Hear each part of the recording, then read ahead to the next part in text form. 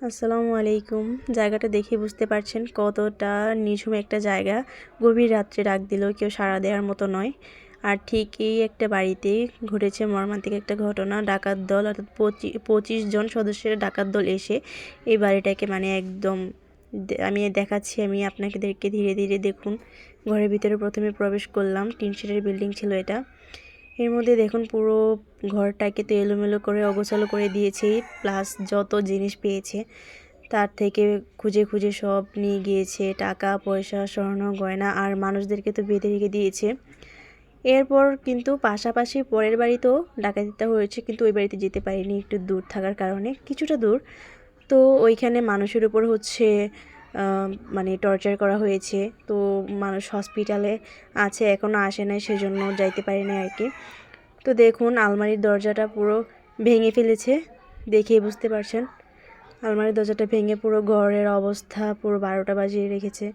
তারপর হচ্ছে আরেকটা রুমে দেখুন দেখাচ্ছি, পুরো অবস্থা খারাপ। ওয়ার্ড্রপের কাপড় টাপড় সব বের করেছিল, ওরা একটু গোছগাছ করে রেখেছে আর কি। মানুষদেরকে এসে মাত্রই দরজাটা ভেঙে দেখুন, আমি দরজাটা আপনাদেরকে দেখিয়ে দিচ্ছি। এর পাশে দরজার এই যে লকটা দেখতে পাচ্ছেন, এটাকে ভেঙে ফেলেছিল ওরা, পরবর্তীতে আবার জোড়া লাগিয়েছে। আর এই পাশেই দেখতে পাচ্ছেন যে এটা বাঁকা হয়ে গিয়েছে।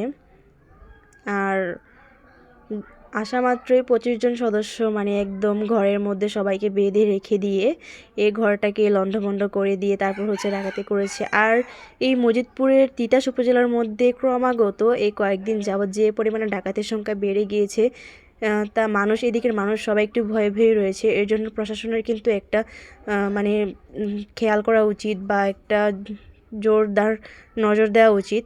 আর এই যে দেখতে পাচ্ছেন বাড়ির পাশ দিয়ে কতটা খোলামেলা জায়গা, এদিক দিয়ে ডাকাত দলের সদস্যরা পালিয়ে গিয়েছে। আর এরকম জানি না পরের বার কার বাড়িতে টার্গেট